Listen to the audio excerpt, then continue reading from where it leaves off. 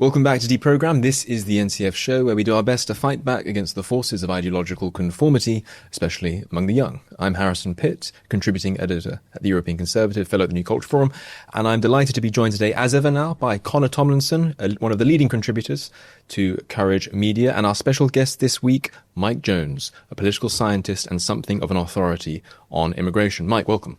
Great to be here.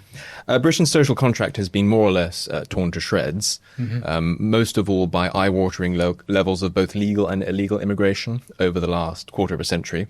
The public, I sense, is often, the patriotic public, I sense, is often quite frustrated with people like us, not least me and Connor, who are here every week. Professional complainers. Professional complainers, always being so practical about this. So let's try and have a practically focused episode. And beginning with legal immigration, what could a patriotic government with a will and sufficient numbers in Parliament do to cut immigration drastically?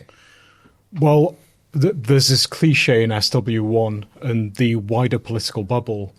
We've lost control of immigration.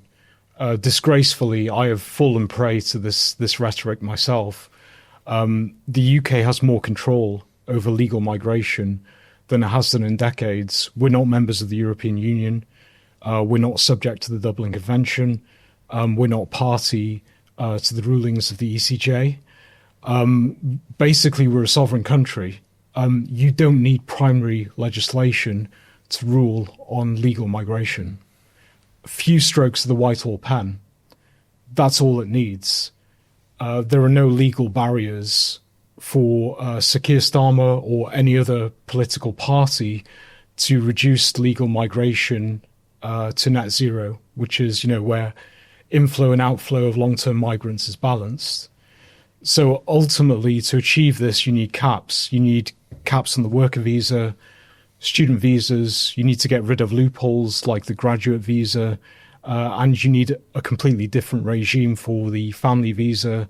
And you need some sort of sunset clause or possibly a cap on the humanitarian visas to bring the numbers down over the long term. It's completely doable. We're not subject to some supranational or intergovernmental authority. It's totally doable within Parliament.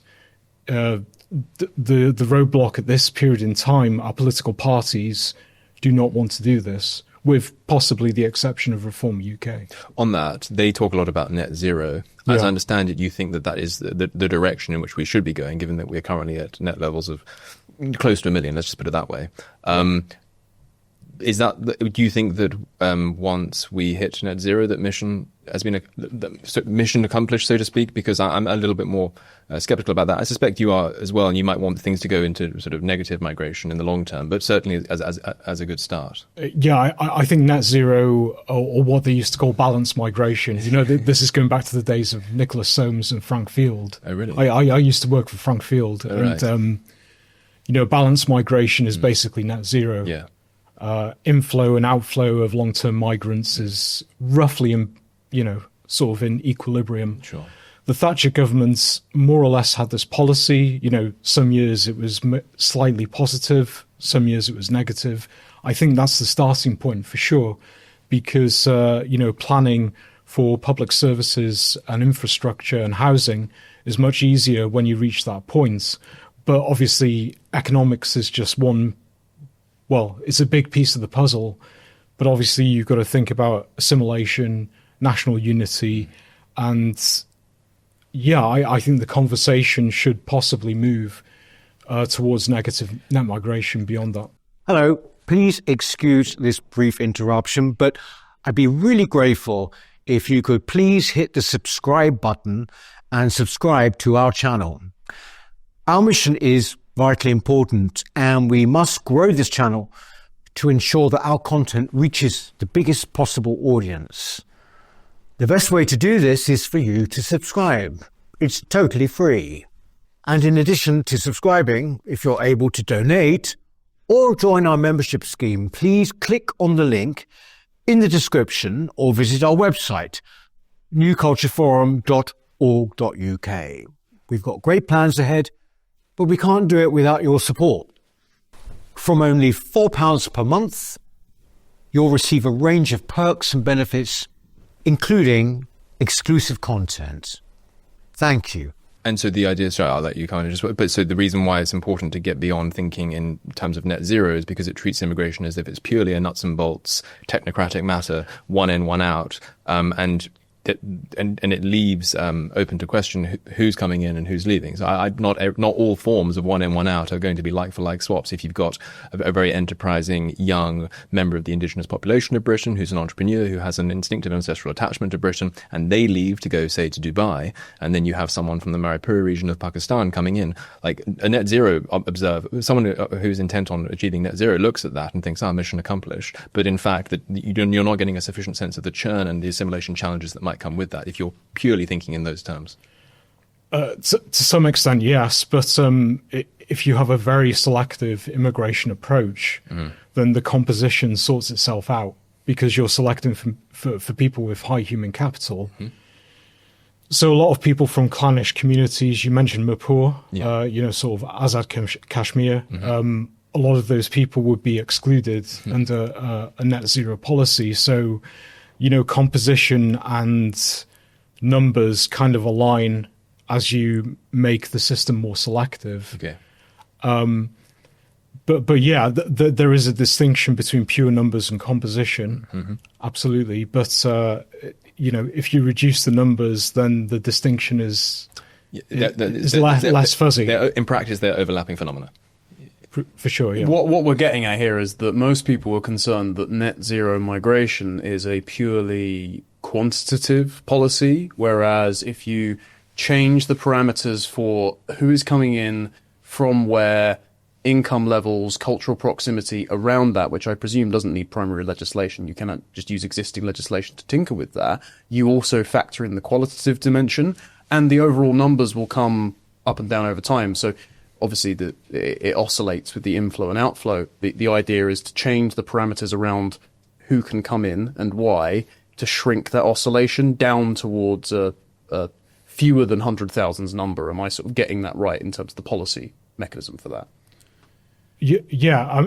I mean, basically, if you have a selective immigration policy, so limited numbers of legal migrants chosen for high human capital, obviously, you're going to have numbers from high human capital countries, and the sorts of abuses that we're seeing, the kind of parasitic behavior on the immigration system, that almost becomes redundant,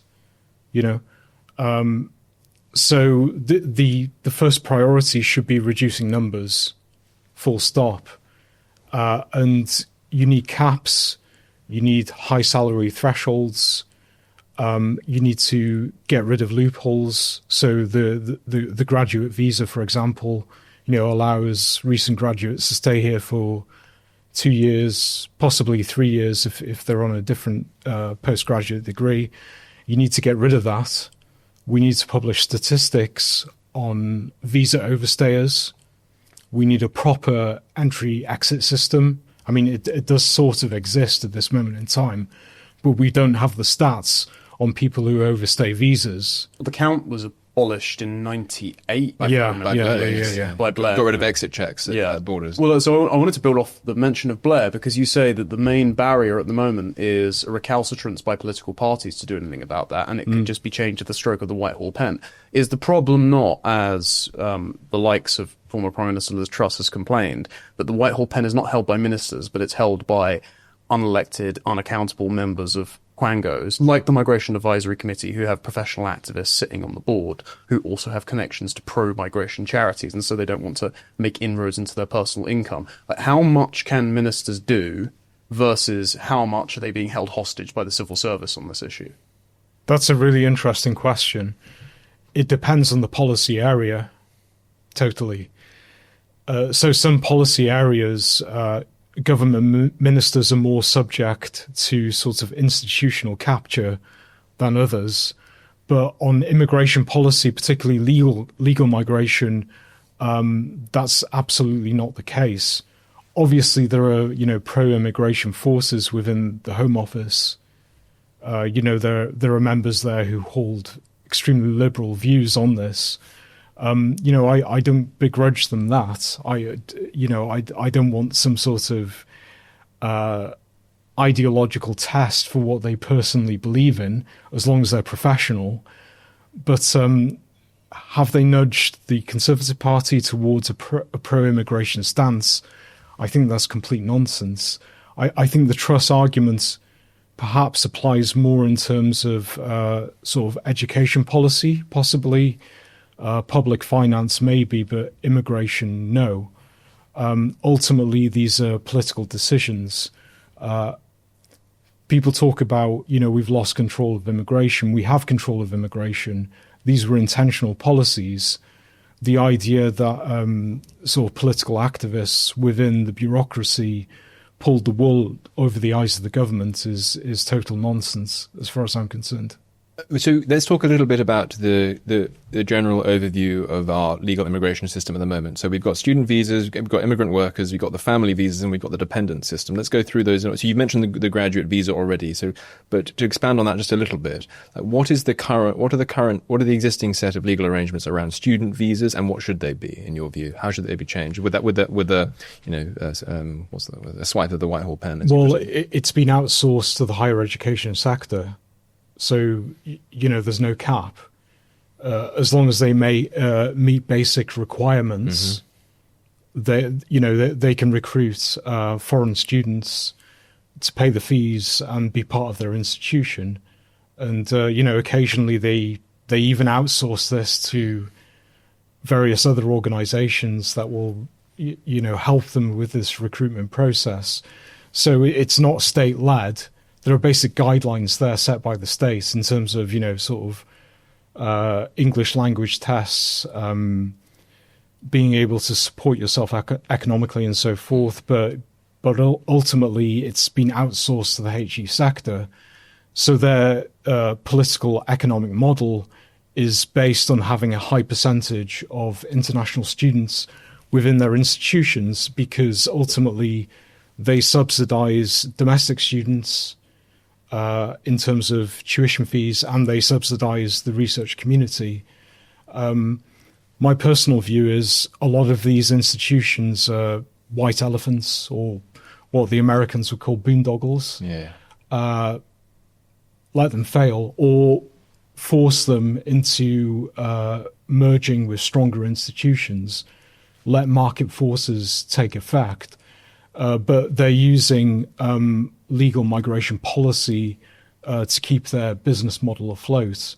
And I think that's completely wrong. It distorts the economy. And a lot of these students, they end up applying for low-skilled jobs afterwards. A lot of them go through the graduate visa process. Some of them become delivery drivers, and I've seen them. Yes. Yeah, a lot of them join social care. Sure. I don't think that's in the national interest. So there's a difference here between the national interest and sectional interest. Quite. The HE sector believes in its own sectional interest. So this would be, let's say, for example, maybe any higher educational institution registered in Britain, if only 15% of their student body can be foreign nationals? Was it something like that? 20%? Or what would be the... I'm not going to ask you to... You're not even a politician, so I'm not going to ask you to invent a policy on the hoof, but in what direction should we be going on that front to force their hand on this? You would cap the numbers. Just that. And okay. you would bureaucratically ration the visas to the HE institutions based on... it could be based on their research record or graduate outcomes. See. There are different ways of doing it, but it would have to be bureaucratic rationing. With the private sector, you could have auctions of visas. So you could have a sort of market mechanism based there. Okay. So, but there would be a cap. Right? I see. And there will be a price mechanism there, but that's how you do it. I see. Okay. And we should probably point out at this juncture that conspicuously it was precisely that kind of thinking that Kimmy Badenoch was very resistant to while she was... You've written about this for The Critic before, about how Badenoch is a bit of a token conservative at best. Would you like to elaborate on her responsibility for the situation in which we find ourselves? Her partial responsibility, at least. Obviously, Johnson and Priti Patel are culpable too. Yeah, I think Kimmy Badenoch has many good qualities as a leader. She's assertive. She's very good in interviews. She can be brave every now and again. But she has fundamental weaknesses. Her rise in the Tory party is a result of serendipity and luck and good timing, rather than a purely sort of meritocratic approach. And I think she's got herself into this mind frame where she believes she's a sort of Bismarckian political genius, and she can walk on water. Yeah. But Badenoch does not take an interest in public policy. She's interested in philosophy. She loves Thomas Sowell and Roger Scruton, and I totally admire her for that. But she's not really interested in the details of public policy. And, ultimately on immigration, she was quite indifferent. She basically campaigned for an uncapped immigration system, which was completely counterproductive. Had she have actually paid attention to public policy, the experiences in Canada, Australia, look at political psychology, how immigration systems actually worked, she would have completely opposed this, because a points-based system that is uncapped is going to lead to mass immigration. Yes. And given the parameters that were set, these were set by Sajid Javid in his white paper, the outcome was going to be completely suboptimal for the UK, to put it politely. It was very conspicuous as well that when she was agitating for there not to be a cap on student visas and potentially, if I recall correctly, on other types of visas as well, she invoked her own immigrant status as somehow justifying this, which strikes me as not a very, not exactly the hallmark of assimilation when you have a population which is basically never voted for this and in fact has voted against it in every single general election in some form or another since 1974. If you're then, presuming on the basis of being a second generation immigrant to lecture the people of that country what should or should not be their immigration policy, that struck me, that seemed to me to add insult to injury. Especially when, as well, she has repeatedly cited Angela Ruskin in her constituency as an example of why she wanted to lift the student caps when that education institution is not one of our most prestigious, let's put it that way. Yeah. But Badenoch is a good launch pad because Sam Bidwell, who's been on the show before, excellent chap, he's written very eloquently about how, with the stroke of said Whitehall pen, Yvette Cooper could tomorrow reform the rules around indefinite leave to remain, prevent the Boris way from settling here permanently. We saw that in the quarterly immigration statistics that the numbers of citizenships and extensions of stay actually went up from last quarter, even though some other visas being issued went down. So the people, members of the Boris wave, are staying here, settling here, so they're going to be an intractable issue economically and culturally for a very long time. Badenoch has responded to this, adopting part of Bidwell's suggestions on ILR, but rather than do a 10 to 15 year extension, I think she's added an extra 5 years on. She hasn't limited it to certain countries like Western Europe and East Asian tiger economies, like you had suggested. Do you think that her grasp of policy is sufficient? And why is she not going the full measure? Well, Bidwell is correct. I mean, basically, you can change indefinite leave to remain through the 1971 Immigration Act. So you can extend it from, 5 years to 10 years or to 15 years.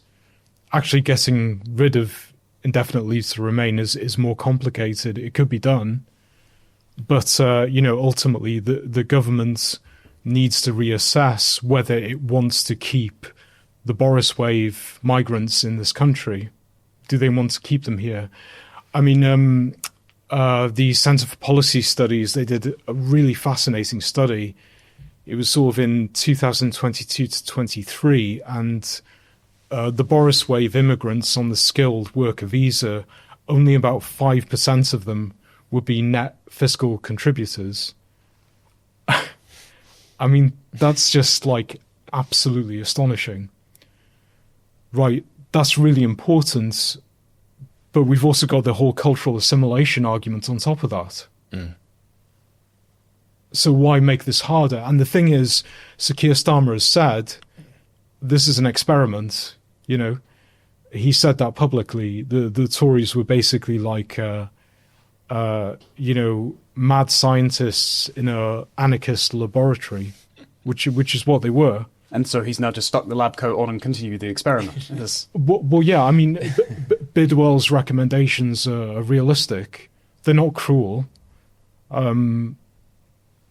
They're just totally pragmatic. I think you know the Boris wave took place without the consent of the British public. It was very much against the tenor and tone of the Brexit campaign, and many Conservative MPs have since come out opposing this. So I think reassessing indefinite leave to remain is a completely democratic and compassionate response to a situation that's just totally spiraled out of control. Just very quickly, when you say reassessing indefinite leave to remain, do you mean extending it more than Kemi Badenoch is proposing, or getting rid of the idea of indefinite leave to remain altogether, as you hinted at? You said it would be possible, but you said it would be difficult to do that. Well, you could do it. But what would you do? I think for now, go down the Sam Bidwell route, 15 years, and just reassess these visas. I mean, listen, a lot of legal migration is based on a fallacy. It's based on what they call the lump of labour fallacy. Now, this might sound very fancy and technical, but it's quite straightforward. People believe there are a fixed amount of vacancies in the British economy. So, you've got 15,000 vacancies. You take, 15,000 people from France or Belgium or India or Bangladesh or any of these countries. Indistinguishable, frankly. Don't tell them that. You put them into these roles, boom, problem solved. Yeah. Right? It's complete nonsense because those 15,000 people you've imported, they're not just producers of goods and services. They're consumers as well. Mm-hmm. They need housing, they need clothing, they need food. They create demand in turn, and you need people to fill the jobs to satisfy that demand. The vacancies narrative is a complete fallacy. They're warping the economic landscape that you're claiming they're addressing, which is a very confused way of thinking. Not you. I mean, they necessarily warp the landscape. So the idea that they can be brought in to address it without changing it is absurd. Well, they're very conscious of this. So I found myself, of all places, a Bangladeshi Caterers Association dinner once. I was invited as part of a cohort. It was like falling down the rabbit hole. This doesn't sound very right-wing, Connor. It was very strange. Food was all right. And they'd invited former Business Minister Paul Scully there. And during the dinner where they were plying everyone, except themselves, of course, with Cobra beer and copious amounts of curry, they decided to say that, look, we need to liberalise the visa system because we've got so many Bangladeshi restaurants that we are patrons to, that we need chefs and we need waiters. And it's like, well, the reason you need all these people is because you brought so many Bangladeshis over, they only eat at these family restaurants, and so it manufactures demand, which then manufactures demand for more integration, which means that all those people are going to go eat in more restaurants, and it's a vicious circle. So this sort of... This actually, I wanted to ask you about this specifically. Yeah. How much of this ethnic in-group preference stuff fed into the Boris wave? Because you wrote a very good article for The Critic on the Boris wave, and in there you had this fascinating nugget on Priti Patel during a foreign policy meeting, saying that all Indian migrants are living bridges to the homeland. Now, that sounds to me like rigging the demographic situation to rig the democratic situation, whereas we wouldn't dream of doing the same thing because we don't have the same sort of virulent ethnic and tribal and religious affiliances. Like how much of this was just we need to grow the GDP, and how much of this was foreign influences on politics? It's impossible to prove. You can speculate, but you can't prove it. Priti Patel obviously has quite, strong emotional links to India. That's fair enough, right? I'm not criticising that. But obviously, during her period on those parliamentary committees, she was looking at things from, Modi's sort of geopolitical perspective, that, Modi believes in having, strong Indian diasporas in other countries, and that improves links between India. Can you prove this sort of ethnocentric dynamic with Priti Patel? She would have to say something more explicit, but it's possible for sure. It's not an accusation we want hanging over our politics at all, I suppose, and it is a direct result of migration and the multicultural strategy that the government has taken in order to accommodate said new arrivals. But one thing you can prove, though, is sort of outright ethnocentric statements.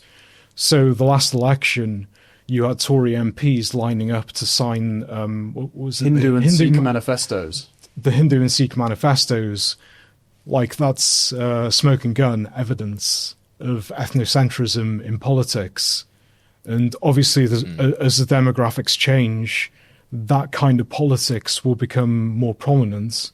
Lee Kuan Yew, the great leader and founder of the modern state of Singapore, said this.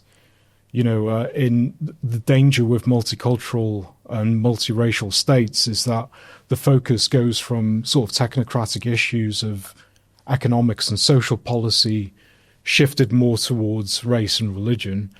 Obviously, I think that shift is awful. I don't want that at all. I'm in an interracial relationship myself. I'm quite a sort of open-minded guy. I mean, I'm a nationalist, but I try to be as open-minded as possible. But I don't want British politics going down that route. It's the same with the pro-Gaza, pro-Palestinian independent MPs and Labour Party members sort of pivoting towards that position purely out of self-interest. But this is how sort of demographics and immigration affect the political system. We become less focused on the national interest, on national unity and a common purpose, and more focused on, ethnic enclaves and particular interests focused on race and religion. And I think that's an awful thing. And killer arguments against mass immigration. Absolutely. There's the way I like to put it is that in diverse countries, identity precedes politics. You have that sort of base first person plural, and then we have moral arguments, political arguments, all the rest of it. Whereas in homogeneous countries, identity precedes politics, and that is the case. And in diverse countries, politics naturally becomes about identity. And that's what Lee Kuan Yew was hinting at there when he said that people just start voting along overtly tribal, ethnic and racial lines. Very quickly before we end, we've talked about legal immigration and the arrangements there. With illegal, I think you've said in the past that one non-negotiable is leaving the Human Rights Act. Do you not think we would also need to leave the European Convention on Human Rights altogether, and potentially also the UN Refugee Convention? And lastly, should our approach in the English Channel, assuming the boats still can continue to cross, should it be turning them around in the Channel or impounding them there and then doing some kind of offshore processing? Where do you fall on this? Sorry, it's a big one, but we're going to finish on it. That's a big one. Well, what do you mean by leaving the European Convention? I mean withdrawing from the 1951 European Convention on Human Rights altogether, not just scrapping the Human Rights Act. ECHR is part of our law. Oh, yes. It's embedded within the Human Rights Act. Indeed, but Article 46 of the European... I can't believe we're ending on this. Article 46 is too arcane. Article 46, as I understand it, of the European Convention on Human Rights, like when that flight to Rwanda was grounded, I think in July of 2021, and not a single flight ever really went to Rwanda. It was a judgment hailing from Strasbourg. It was an interim judgment hailing from Strasbourg. Correct. And if Strasbourg were to issue a final judgment invoking Article 46, given our treaties are self-binding mechanisms and we are members of the European Convention on Human Rights, we would be duty-bound to abide by it, regardless of any decisions that our judges in Britain had made citing the Human Rights Act. I think we should leave the European Court of Human Rights. That would mean us leaving the Council of Europe. Yes. But one thing you haven't mentioned is that the judgment on the Rwanda plan by the European Court of Human Rights wasn't necessarily legally binding. Mm-hmm. Professor Richard Eakins of Policy Exchange has made this argument. Yes. But the problem is you can't ignore the judgments of your domestic courts. Indeed, or a final judgment. So as I understand it, in this case, it's possible that the government could have ignored that interim judgment if they had had the cojones to do so. And I think that's Richard Eacon's point. But if Strasbourg were to strengthen the judgment by making it a final one rather than an interim one, Article 46 would kick in, and we would be bound by that. I don't know. Maybe we need to talk to Richard Eaton about this. But just before we get on to that, so we certainly certainly get rid of the Human Rights Act. Maybe leave the European Convention on Human Rights as well. In terms of as the boats still come, like what's the practical logistical matter there? Do you think that we should be impounding them and sending boats back to France and risking trouble with the French, or processing them offshore? Third country? We absolutely should not send them back to France. Mm-hmm. That's an extremely dangerous option. Intuitively, it sounds really cool. It's kind of like, cool. you pick these people up in the Channel, you rock up on Calais and say, screw you, Macron. War with the French is in our ancestral memories, so don't tempt us. Yeah. But it's a really, really dangerous policy option because the French have a considerable amount of leverage here. Yeah. So the French could blockade their ports. This would disrupt commercial activity. They could actually stop us from taking these people back. Their vessels could meet our vessels in their territories. But here's the thing. France could get rid of Le Touquet and the Sangatte Protocol. These are bilateral agreements that benefit the UK. They don't benefit France at all. And this allows for something called juxtaposed controls. So what this means is British officials can operate on French territory, ports and the Channel Tunnel, likewise for the French. So they can do pre-departure checks. Yes. And they can prevent illegal immigrants from making their way to the UK. And obviously, if they're on our soil, they can claim asylum. The French do not like these bilateral agreements, Le Touquet particularly, and Macron is chomping at the bit to renegotiate. So they would have leverage in that respect. Yeah, and if they got rid of that, that would be a complete and utter nightmare because the people traffickers, the people smugglers' business model would shift towards the ports and the Channel Tunnel. Yes. And the illegal migrants love it because it's safer for them. I see. They don't have to, cross the waters. So France could pull the plug on that, and that would be disastrous. So very quickly, sorry, go on. And another thing, the EU could actually impose some sort of sanctions against us. Okay. So, they've got a common asylum policy. We'd be violating sort of EU territory. The EU could actually take actions against us. I see. They're our main trading partner. I supported Brexit. I still do, but I don't think we should pick a fight with Europe in that way. Yeah. So do you think then that we should do something like reheat a Rwanda-style arrangement, or we should process these on a process these people on a godforsaken British overseas territory, or what should be the practical Brilliant policy? Question. Amazing question. I think we should resurrect Rwanda. Okay. But in scaled down form for the most extreme cases. So my policy position is detain and deport. So sounds good. You reopen Haslar Campsfield site. Okay. Right, gives you about 1,000 new detention spaces. You abolish the Human Rights Act. Okay.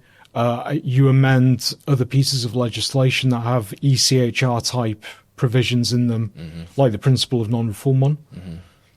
And then you begin the process of deporting these people to their countries of origin, whether that's India or Pakistan or Iraq or Iran, right? And if these countries do not cooperate, you use international aid and potential visa bans, maybe even taxes on remittances as leverage. And trust me, they will cooperate with you. That's what you do. But there will be some countries who will not cooperate.